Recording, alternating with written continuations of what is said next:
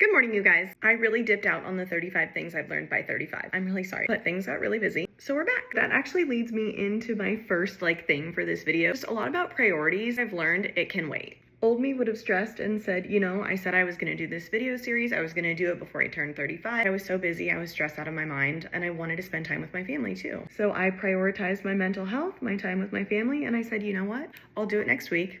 It can wait. Kind of in a similar vein to that is stressing about things. If it's something that's on my mind, taking over my brain and my anxiety, I try to tell myself, is this something that is going to matter a year from now? If the answer is no, I try to let it go. If the answer is yes, I try to work out a valid solution to what is really stressing me out. Reach out to someone when their loved one passes. This is something that I learned a long time ago the hard way. I had a friend whose loved one passed away. I didn't reach out. It was taken as insensitive, rightly so. I just thought, give them space. They were grieving. People want to be loved and supported.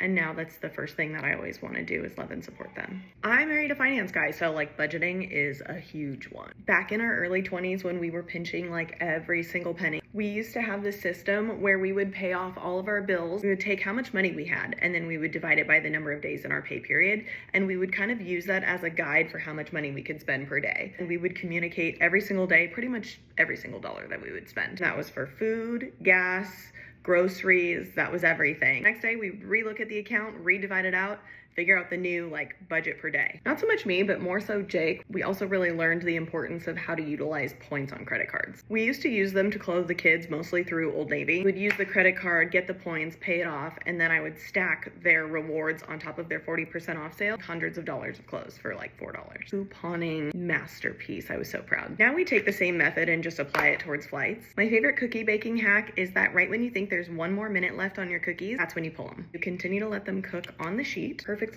gooey and warm, soft in the center. They're perfect. I was talking about this one with Jake the other day. It came up about my birthday. We were talking about Slurpees. My birthday's on 7/11. Even though you may have a falling out with someone or a poor relationship with someone, it's not all bad. I'll go into explaining with that. When I was sick as a kid, my dad used to get me Coke Slurpees and it would make me feel better. Ooh.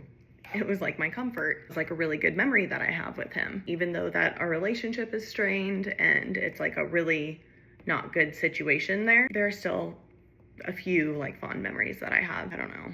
I don't even know if that makes sense.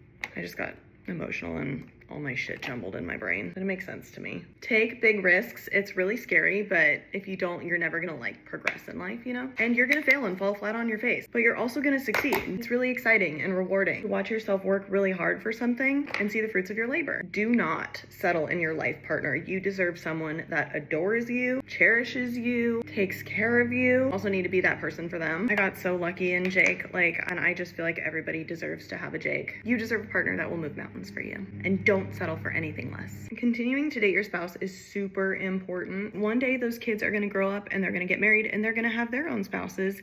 And you don't want to just look at your partner and be who are you? Jake and I make a very cognitive effort to date each other and have a relationship outside of our kids. It also just makes life more fun because your partner is your best friend. Spending every day with your best friend is literally the best. The gardeners just got here and it's starting to get really loud in the background, so I'm gonna make this the last one. Hold your cards close to your chest or your vest. I don't really know what the saying is, but you don't have to tell everyone everything. This is one that I've learned really recently. I don't know, I feel I used to over-explain everything. I felt the need to be understood, crave connection, and wanting to make new friends or build deeper relationships. Realizing that validation does not come from being understood by people that just aren't in my core group of people. Holding your information until a time when you really need to share it can be valuable. I don't know. Lately, that's my favorite lesson. Okay, hopefully tomorrow I'll be back with the last part, but you never know. It might be a couple days. I hope you guys are having the best day. Love you.